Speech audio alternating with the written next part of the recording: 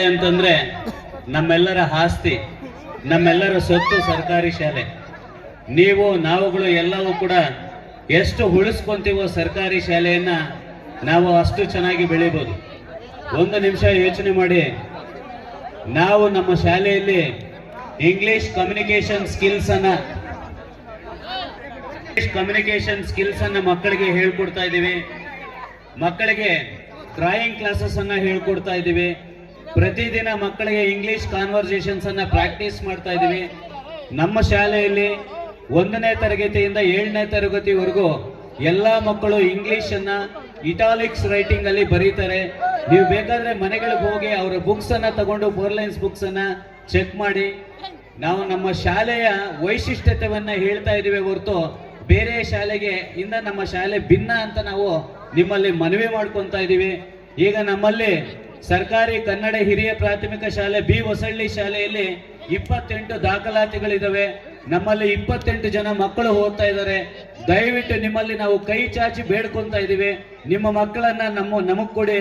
ನಾವು ಮಕ್ಕಳಂತೆ ನಿಮ್ಮ ಮಕ್ಕಳನ್ನ ಸಾಕಿ ನೋಡ್ರಿ, ನೀವು ಮನೆಯಲ್ಲಿ ಕೂಡ ಆ ರೀತಿ ನರ್ಚರ್ ಮಾಡ್ತಿರೋ ಇಲ್ವೋ, ನಾವು ಅಷ್ಟು ಚೆನ್ನಾಗಿ ಮಕ್ಕಳನ್ನ ಬೆಳೆಸಿ ಎಲ್ಲಾ ರಂಗಗಳಲ್ಲೂ ಕೂಡ ಮಕ್ಕಳು ಎಲ್ಲ ಅಂದ್ರೆ ಈ ವಿದ್ಯೆನೇ ಕರಿಕ್ಯುಲರ್ ಕೋ ಕರಿಕ್ಯುಲರ್ ಆಕ್ಟಿವಿಟೀಸ್ ಅಲ್ಲಿ ಎರಡರಲ್ಲೂ ಕೂಡ ಮಕ್ಕಳು ಉನ್ನತ ಮಟ್ಟಕ್ಕೆ ಹೋಗ್ತಕ್ಕಂತ ಒಂದು ಜವಾಬ್ದಾರಿಯನ್ನ ನಾವು ವಹಿಸ್ಕೊಂತೀವಿ.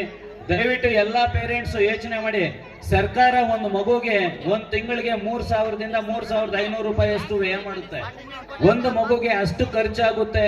ದಯವಿಟ್ಟು ಎಲ್ಲಾ ಪೇರೆಂಟ್ಸ್ ಅಲ್ಲಿ ಕಳಕಳಿಯಾಗಿ ಪ್ರಾರ್ಥನೆ ಮಾಡ್ಕೊಂತ ಇದೀವಿ. ನಾವು ನಮ್ಮ ಶಾಲೆಗೆ ಮಕ್ಕಳನ್ನ ದಾಖಲಾತಿ ಮಾಡಿಸಿ, ನಮ್ಮ ಹೊಣೆ, ನಾವು ಜವಾಬ್ದಾರಿ.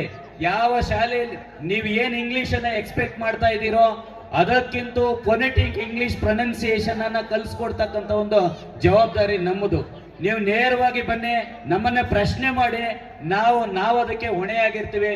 ದಯವಿಟ್ಟು ಎಲ್ಲಾ ಪೋಷಕರೇ ಏನೋ ನೀವು ಖರ್ಚು ಮಾಡ್ತಾ ಇದ್ದೀರಾ, ನೀವು ಯಾವ ಶಾಲೆಗೆ ಯಾವ ಶಾಲೆಗೆ ಕಳಿಸ್ಕೊಡ್ತಾ ಇದ್ದೀರಿ ಅಂತ ನಾವು ನಿಮ್ಮನ್ನ ಶಾಲೆಗಳು ಹೆಸರು ಹೇಳೋದಿಲ್ಲ.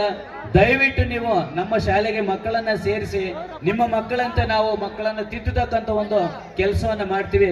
ಜೈ ಹಿಂದ್, ಜೈ ಕರ್ನಾಟಕ ಮಾತೆ. ಬೀವಸಳ್ಳಿ, ಗಡಂಜಿನಪಲ್ಲಿ, ಬೈರಸಂದ್ರ, ಕೊರ್ಲಕುಂಟೆ ಎಲ್ಲ ಹಿರಿಯರು ಅವರು ಇರೋ ಅನ್ನೋದಕ್ಕಿಂತ ಸಂಬಂಧಿಗಳೇ ಹೇಳ್ಬೇಕು. ದೊಡ್ಡಪ್ಪ, ಚಿಕ್ಕಪ್ಪ, ಅತ್ತೆ, ಮಾವ, ಅಣ್ಣ, ತಮ್ಮಂದು, ಇದು ಎಲ್ಲರಲ್ಲೂ ಒಂದು ಬಯಸೋದೇನಂತ ಹೇಳಿದ್ರೆ, ಇದು ಒಂದು ಪರಿವರ್ತನೆ ಕಾಲ ಅನ್ನೋದು ಬರುತ್ತೆ.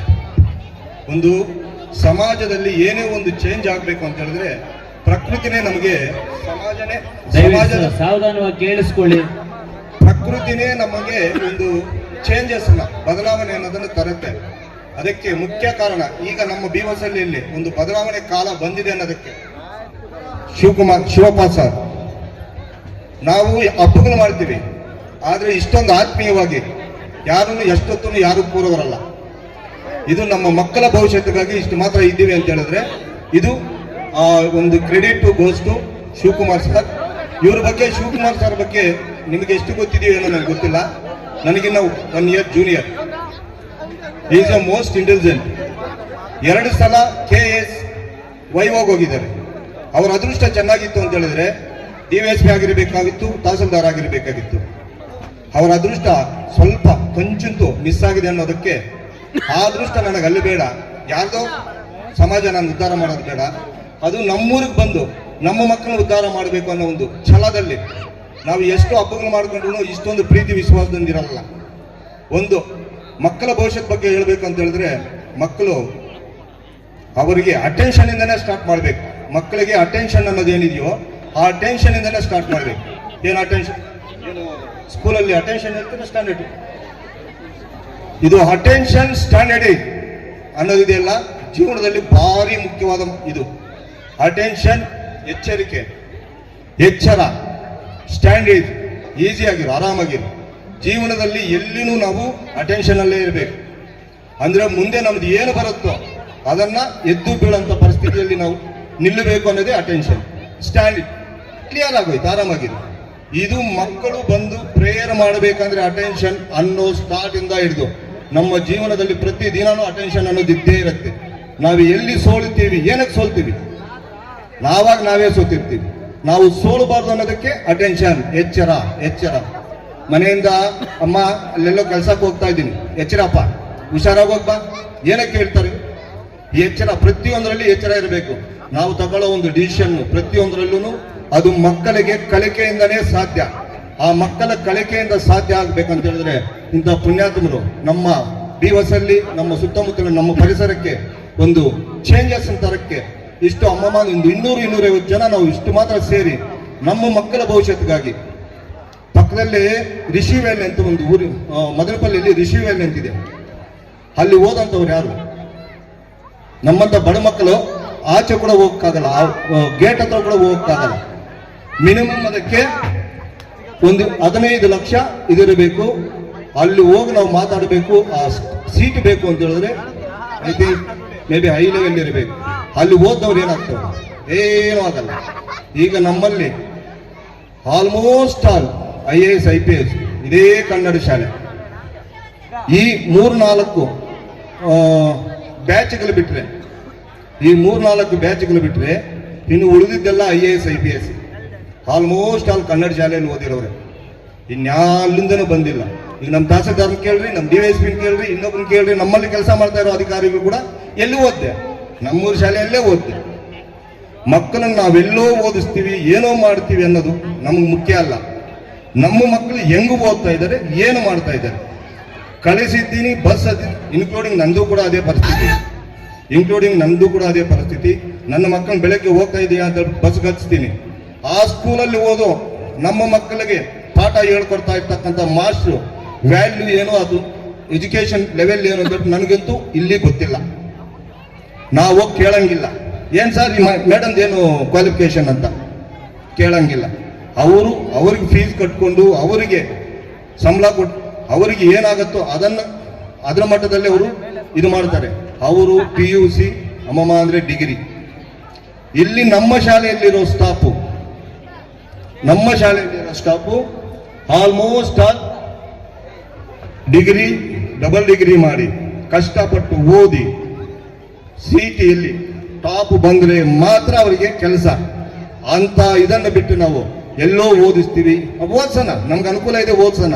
ಒಂದೇ ಒಂದು, ನಾವೆಲ್ಲರೂ ಇಲ್ಲಿದ್ದೀವಿ, ಮಗ ಇಲ್ಲಿದ್ದಾನೆ, ಏನೋ ಕೆಲಸಕ್ಕೆ ಊರಿಗೆ ಬಂದಿದ್ದೀನಿ, ನಮ್ಮೂರಿಗೆ ಏನು ಕೆಲಸ ಇಲ್ಲ, ಅಂಗಡಿ ಹತ್ರ ಕೂತಿದ್ದೀನಿ. ಇರಪ್ಪ ನನ್ನ ಮಗನ ಏನ್ ಮಾಡ್ತಾ ಇದ್ದಾನ, ಸ್ಕೂಲಲ್ಲಿ ಹೋಗಿ ಜಸ್ಟ್ ಹಂಗೆ ಮಾತಾಡ್ಸೋಣ. ಎಲ್ಲಿ ಸರ್ ಬೋರ್ಡ್ ಮೇಲೆ ನನ್ನ ಮಗನಂಗೆ ಏನಾದ್ರು ಓದ್ಸ್ಲಿಕ್ಕೆ ಹೇಳಿ, ಬರ್ಸ್ಲಿಕ್ಕೆ ಹೇಳಿ. ಇದು ನಮ್ಮ ಶಾಲೆಯಲ್ಲಿ ಮಾತ್ರ ಸಾಧ್ಯ. ಅದೇ ನೀವು ಕಾನ್ವೆಂಟ್ ಹಾಕಿದ್ದೀವಿ, ಅಲ್ಲಿಗೆ ಹಾಕಿದ್ದೀವಿ ಅಂತ ಹೇಳಿದ್ರೆ ಅಲ್ಲಿ ಹೋಗಿ ಪ್ರಿನ್ಸಿಪಾಲ್ ಪರ್ಮಿಷನ್, ನೋ ಸರ್ ಇಲ್ಲ, ಬರಕ್ ಸಾಧ್ಯನೇ ಇಲ್ಲ, ಬರಕ್ ಸಾಧ್ಯ ಇಲ್ಲ, ಓಡ್ತಾ ಇದೆ ಅಂತ ಹೇಳ್ತಾನೆ. ಅವನು ಒಂದು ಇದು ಕೊಡ್ತಾನೆ ನಮ್ಗೆ ಅಪಾಯಿಂಟ್ಮೆಂಟ್. ಆ ಟೈಮ್ಗೆ ಹೋಗಿ ನಾವು ಬಂದಿದ್ದೀವಿ, ನನ್ನ ಮಗನ ಮಾತಾಡ್ಸಕ್ ಮಾತ್ರ ನಮ್ಗಷ್ಟೇ. ಅವನು ಓದು ನೋಡಕ್ಕಲ್ಲ, ಅವನು ಏನು ಮಾಡ್ತಾ ಇದ್ದಾನೋ ಕೇಳಕ್ಕಲ್ಲ. Any complaint give me writing. ಏನೋ ಕಂಪ್ಲೇಂಟ್ ಇತ್ತ ನಮ್ಗೆ ರೈಟಿಂಗ್ ಅಲ್ಲಿ ಕೊಡಿ, ನಾವು ಮಾತಾಡ್ತೀವಿ. ಅಂದ್ರೆ ನಾವು ಕಾಸು ಕೊಟ್ಟು ನಮ್ಮ ಮಕ್ಕಳ ಭವಿಷ್ಯತ್ ನಾವು ಹೆಂಗೆ ಚೇಂಜ್ ಮಾಡಕ್ ಆಗ್ತಾ ಇಲ್ಲ, ನಮ್ಮ ಕೈಯಲ್ಲಿ ಅದನ್ನ. ನಮ್ಮ ಮಕ್ಕಳ ಭವಿಷ್ಯತ್ ನಾವು ಚೇಂಜ್ ಮಾಡಕ್ ಆಗ್ತಾ ಇಲ್ಲ. ಪ್ರತಿಯೊಬ್ಬ ಮಗುಗೂ ಕಾಯಕವೇ ನಾಯಕ ಆಗಬೇಕು ಪ್ರತಿಯೊಬ್ಬರು ಮಕ್ಕಳಲ್ಲಿ. ಯಾರೋ ಒಬ್ಬ ಎಲ್ಲೋ ಒಬ್ಬ ಊರಲ್ಲಿ ಅಲ್ಲೊಬ್ರು ಇದ್ದಾರೆ ಇಲ್ಲೊಬ್ರು ಇದ್ದಾರೆ ನಾಯಕರು ಅಂತ ಹೇಳ್ಬಿಟ್ಟು ಅವ್ರ ಹಿಂದ್ಗಡೆ ಹೋಗಿ ಅವರನ್ನು ನಾಯಕರು ಮಾಡೋದಲ್ಲ. ನಿಮ್ಮ ಕಾಯಕ ಏನಿದೆಯೋ, ಕಸ ಗುಡ್ಸೋನೆ ಅದರಲ್ಲೇ ನಮ್ಮ ನಾಯಕನಾಗಬೇಕು. ಯಾರನೇ ಬಾರ ಏನಿರುತ್ತೋ ಹೇಳಕ್ಕಾಗಲ್ಲ. ಪ್ರತಿಯೊಬ್ಬ IPS IAS ಮಕ್ಕಳಲ್ಲ. ಯಾವೊಬ್ಬ ತಹಸೀಲ್ದಾರು DYSP SP ಮಕ್ಕಳು, DYSP SP ಗಳಲ್ಲ, ಎಲ್ಲ ನಮ್ಮ ರೈತರ ಮಕ್ಕಳೇ ಅಂತ ಹೇಳಿದ್ರೆ ಅಲ್ಲಿ ಕಳಿಸಿಬಿಟ್ಟೆ ಅಂತ ಬಿಟ್ಟು ನಾನು ಇನ್ನೊಂದು ಕೆಲಸ ಮಾಡ್ಕೊಂಡಿದ್ರೆ ಆಗಲ್ಲ. ಜೀವನ ಅನ್ನೋದು ಭಾರಿ ಮುಖ್ಯ. ಅದಕ್ಕೆ ಎಲ್ಲರೂ ಸಹಕರಿಸಿ ಇಂಥ ಒಂದು ಅನುಕೂಲ ಇನ್ನ ಹೇಳ್ಬೇಕು ಅನ್ಸುತ್ತೆ, ಟೈಮ್ ಇಲ್ಲ ನನಗೂ. ದಯವಿಟ್ಟು ಎಲ್ರಿಗೂ ವಂದಿಸುತ್ತಾ ಧನ್ಯವಾದಗಳನ್ನ ಅರ್ಪಿಸುತ್ತೇನೆ.